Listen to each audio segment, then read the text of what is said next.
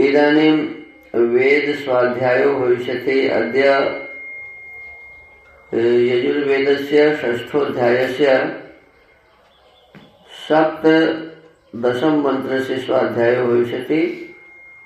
स्वाध्यायमान मन्त्रस्य इदमापः प्रवहता वद्यं इत्येतानि प्रथमानि पदानि सन्ति।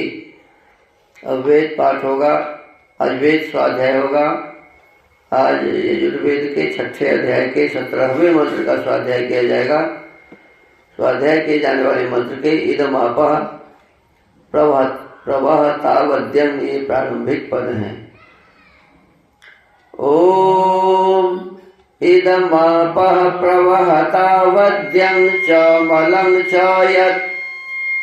यच्चाभिदुद्रोहानितं यच्च शेपे अभिरुणम् आपो मा तस्मादेन सह पवमानश्च मुञ्चतु।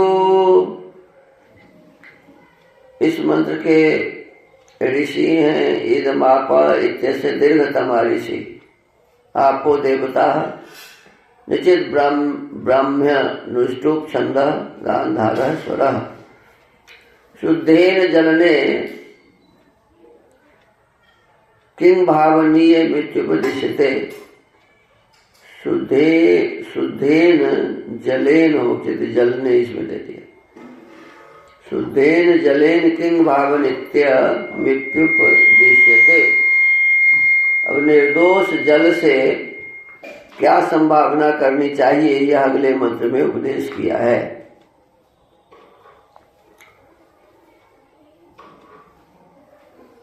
पदार्थ भो आपः सर्व विद्या व्यापक विद्वान लोगों।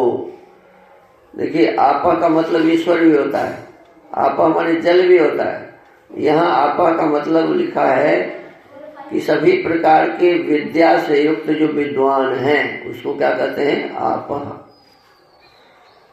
आप जैसे आपः जल शुद्धि करते हैं, वैसे मेरा यत जो अवध्यम अकथनीय निंद्य कर्म च और विकार तथा यत जो मलम अविद्या रूपी मल है, इदम इसको अप्रवहत बहाइए अर्थात दूर कीजिए।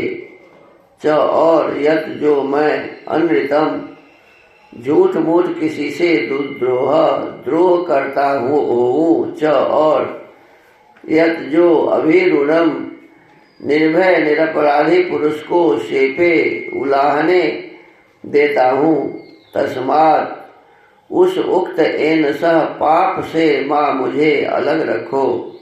च और जैसे पवमाना पवित्र व्यवहार माँ मुझको पाप व्यवहार से अलग रखता है, वैसे च अन्य मनुष्यों को भी रखे। भावार्थ,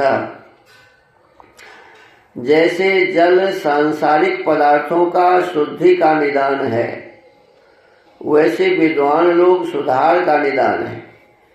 इससे वे अच्छे कामों को करें।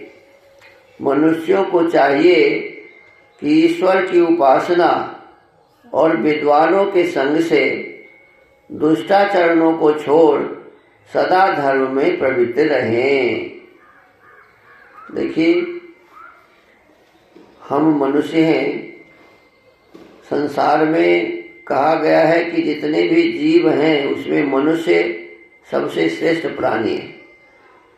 हमारा जीवन सभी जीवन से अच्छा है, लेकिन ये अच्छा कब बनता है? तो कहते हैं जब हम इसे शुद्ध बनाते हैं। जैसे जल से शरीर की शुद्धि होती है, स्थान की शुद्धि होती है, पदार्थों को शुद्ध किया जाता है, कहते हैं ऐसे ही विद्वान लोगों का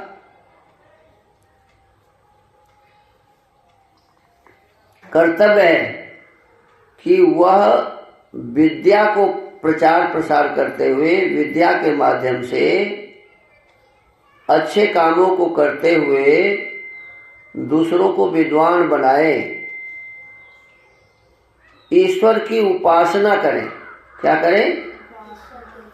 विद्वानों का कर्तव्य है कि स्वयं भी करें और लोगों को भी सिखाएं। ईश्वर की सही उपासना, वर्तमान समय में ईश्वर की सही उपासना करने वाले बहुत कम लोग हैं। तो ईश्वर की उपासना और हर क्षण अच्छे विद्वानों के संग का हमें ध्यान रखना चाहिए और दुष्ट आचरणों से हमें दूर रहना चाहिए। विद्वान का संग करेंगे, दुष्ट आचरण से हम अलग रहेंगे, सदा धर्म में ही प्रवृत्त रहेंगे, माने लगे रहेंगे, तभी यह मानव जीवन सफल हो सकेगा। अन्यथा ये मानव जीवन सफल होने वाला नहीं है।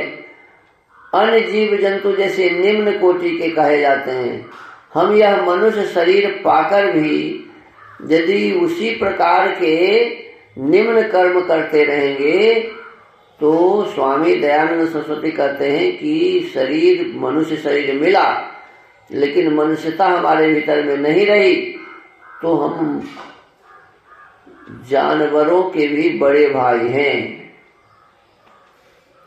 अन्य जीव जो हैं उसके हम बड़े भाई हैं।